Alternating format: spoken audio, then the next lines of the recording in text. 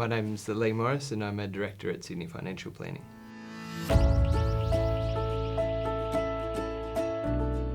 We get this question a lot because I guess traditionally it was superannuation and insurance, and that's what even my friends still think I'm an accountant, or they think that I just look after insurance or something like that. So a proper new age financial planner would look at everything from budgeting and cash flow, superannuation, insurance, how to purchase your first property, how to manage offset accounts on investment properties, how to look at shares, manage funds, investments, pensions, Centrelink, anything that you can think of financially will be able to help with. So it's your whole financial life, not just super and insurance.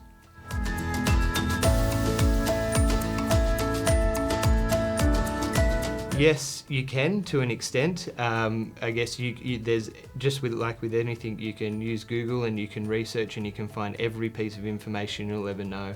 But it's kind of like having a puzzle on a table. You'll have all the pieces, but do you know which order to put them in?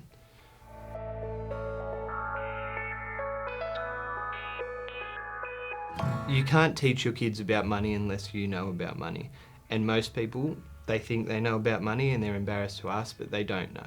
Even the doctor that's, he's the smartest guy you know, he probably doesn't know about money. So you need to educate yourself first, and that does come from, with basics for children. There's a lot of stuff that you can do online, and then as they grow, the more that you know, the more that you can teach them and pass them on that knowledge. So at some stage, a parent seeing a financial planner that they trust and can educate them, not just do it for them, then they can pass down that correct information to their children so they don't make the mistakes that I made and that you made and probably their parents made as well.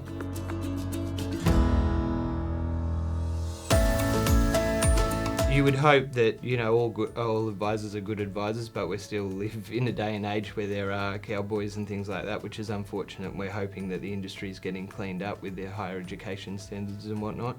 But it's, a lot of it's got to do with if you do feel comfortable, if you're a good judge of character.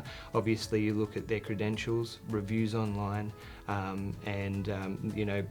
if they've been referred from a friend or something like that and they've received good advice. But a lot of it does come down to if you gel and if you can honestly feel comfortable with that person that's sitting in front of you.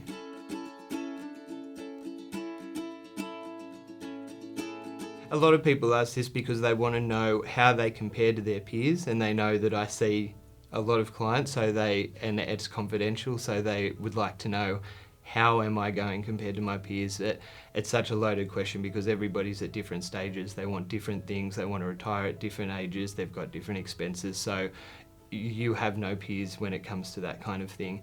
In terms of having $20,000 at 45 saved in the bank, it is what it is. Is that enough for you? Maybe it's not. So what you've got in your bank account now, that's what it is. So don't look at the past and what could I have done. Let's look at the future and what you want and how we'll get you there.